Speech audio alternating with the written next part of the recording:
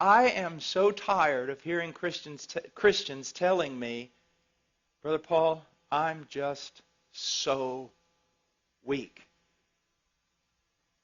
And you say, well, Brother Paul, you started your sermon saying you were weak, so why can't we say it? Well, I want you to understand the phrase and the context of it. First of all, you're not weak. And I can prove it to you. In the last week, W-E-E-K, how much time did you spend grasping and striving to know God and His Word? And in prayer, knowing that apart from God and His work on your behalf, you weren't going to be able to make it. Oh, see, it's really easy to say, I'm so weak. Your problem is not that you're so weak. Your problem is that you think you're strong. And I can prove it by just looking at your devotional life. Do you see? Our problem is not that we're too weak. Our problem is that we do not recognize our weakness. Do you see that? That's why the men and women that have been most used of God throughout Christian history seem to have only one thing in common, a recognition of their weakness. Now, here's what I want to show you, and it's so, so important.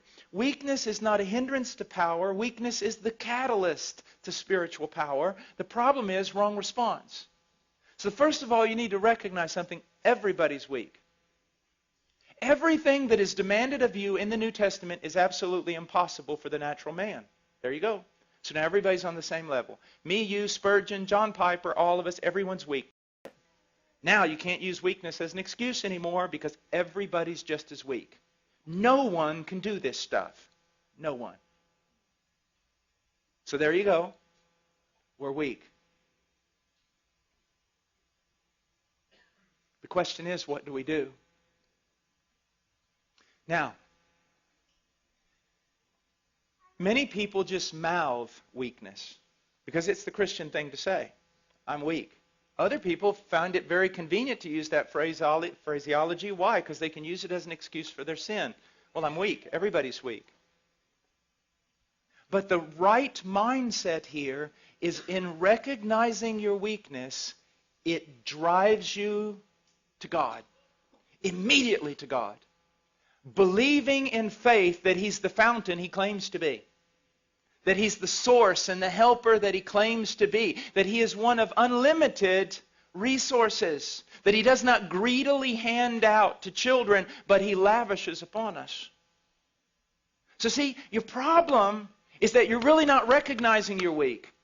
Or you recognize you're weak, but you just stay there in your weakness. The thing is, your weakness ought to drive you to God every time. But here's the problem. Let's enter in with your heart condemning you and Satan helping your heart condemn you.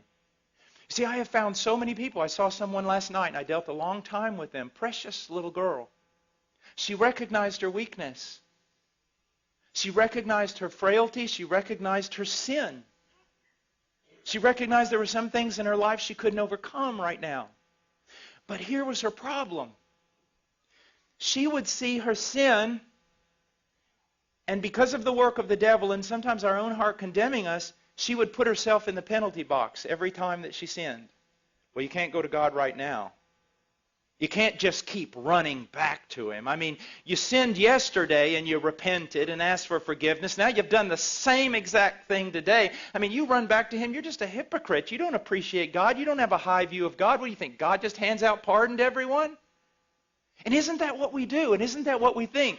We sin, a sin that we've already sinned and already repented of, and because of it we think we need to put ourselves in a penalty box for a little while, at least a couple of days, and try to work our way back into favor before we come to God. Because if we think, actually, you mean if I go back every time I do this, just immediately, not only going back and asking for forgiveness, but expecting forgiveness, isn't that hypocrisy? Isn't that a low view of God? Isn't that treating God as a forgiveness machine? No, it's being biblical. It's what poverty of spirit is supposed to do to us. Now again, I'm not preaching this, hopefully, to unconverted church people who are going to say, wow, if God's that good, I'll sin all the time and just go back and ask for forgiveness. Hopefully I'm not talking to people like that. Hopefully I'm talking to genuine Christians who really want to be something they are not yet. But when they find themselves frail and they find themselves weak and they find themselves sinning the same sin, they kind of huddle over here and wait. Maybe read their Bible a few days, pray some more, show God they're really sincere before they run over there and actually try to get some forgiveness. No! One of the great joys of my life is when I discovered that the moment I sin the sin I always sin, my first response ought to be to latch a hold of Christ. And not beggarly, not thinking, oh, here I am, you ought to strike me down. But no, I latch a hold of Christ saying, I believe your promises. I am in a different realm. I am free. I am a saint. I've been moved out of Adam and condemnation and law. All of it was paid for on that tree. When he died, he knew all of it.